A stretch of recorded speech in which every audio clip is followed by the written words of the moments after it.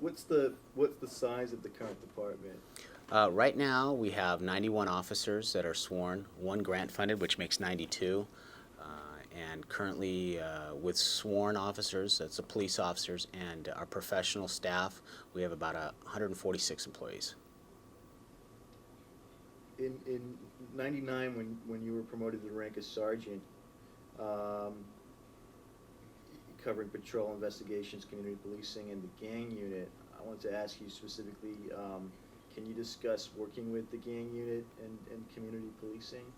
Yeah, when I became a sergeant, there wasn't really an active gang unit.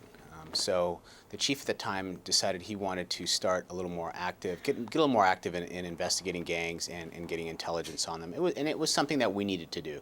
I started the gang unit with one other detective, and it sort of was the beginning of what eventually transformed into the C.O.P.S team.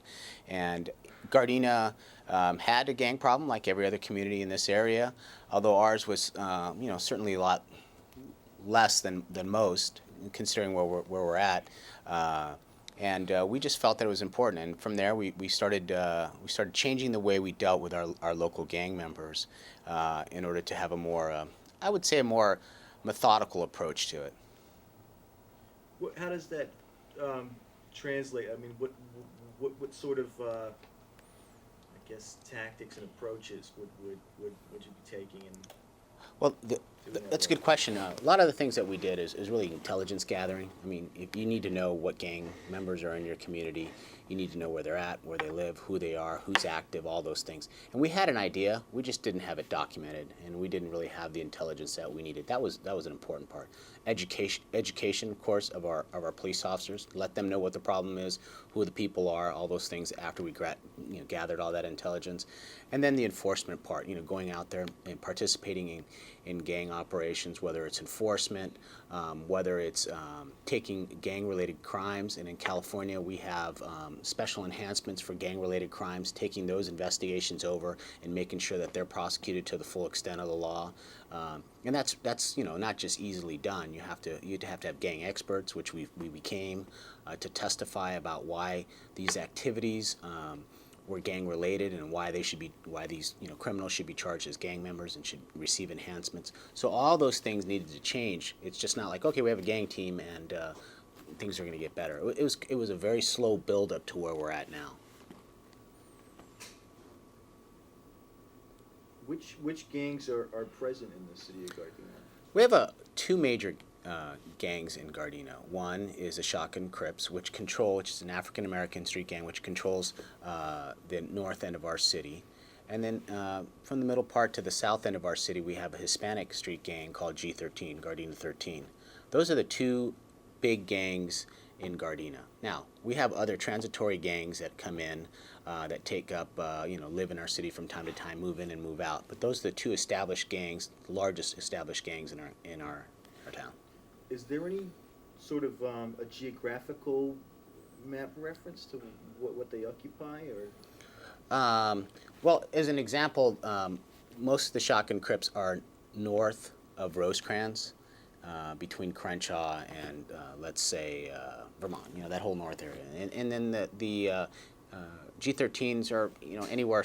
They could be anywhere south of Rosecrans, and they're spread out a little bit more, and they're a little bit larger. How do you identify them as gang members, and what are the traits? Well, gang members are identified a lot of different ways. Obviously, if they self-admit, that's one great way of identifying me. Are you a gang member? Yeah, I am. Okay, well, you're a gang member. You self-admitted that. A lot of times clothing, although that's not as apparent as anymore. People don't dress down like they used to as, dressing the part of a gang member. A lot of times tattoos, who they affiliate with, what kind of crimes they're involved in, where they frequent. Those are some of the things that you use to identify a gang member. And not one individually will do it, but, and if someone self-admits, I'm a gang member, that'll do it for me, But if someone frequents an area where gang members are, they have gang tattoos, and they're writing gang graffiti, or they're associating with other gang members. You put all those pieces together and you can identify them as a gang member. No one wants to be identified as a gang member officially because, like I said earlier, there are certain enhancements to crimes if you're identified a gang member involved in gang crimes. Is there a way to identify a G13? What are the tells for those guys? Well, G13er, most likely would be Hispanic, but could be any race, but most likely would be Hispanic. And in terms of how you'd identify them, they might have tattoos that are visible. They might. What do they say?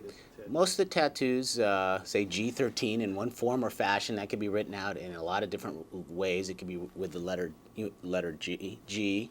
And the numbers 1, 3, G13. It could be Roman numerals. It could be sewer 13. That's South 13. That's not necessarily identifying them as a G13er, but that's involving them in the South gang lines. There's a lot of different things. How they dress, where they frequent, who they associate with, like all the things I said before. Not one individual thing would do it, but you put a combination of those together. What are the gang hotspots in the city? To be honest with you, right now we don't have really any hot spots that we could say because the areas that they're spread out in are so big. I know that a lot of the shotgun Crips like to frequent Raleigh Park. They always have for a long time, but they don't have like a standing gang presence there. It's not like the community can't go there. It's a very open park. It's safe to go to, but that's just an area that they like to go to. The G13ers around Gardena Boulevard in Vermont seems to be an area where they like to congregate from time to time, but like I said, it's mainly spread out. There's not like one area. There's absolutely no area in Gardena that's gang controlled that our residents can't feel free to go to.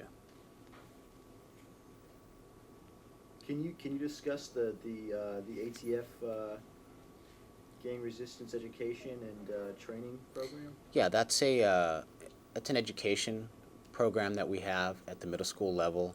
What that program essentially does is it's a prevention program to try to steer kids at that age from getting into the gang lifestyle, and you have to get them earlier and earlier nowadays so that they don't see that lifestyle as being something they want to be involved in. What's the approach there? How do you kind of convey that to young people? It's building on a lot of different things. Building on self-esteem. Education on what the gang lifestyle really is all about. It's not what you see on TV and in rap videos or things like that. There are some significant consequences. What those consequences are, giving them different alternatives.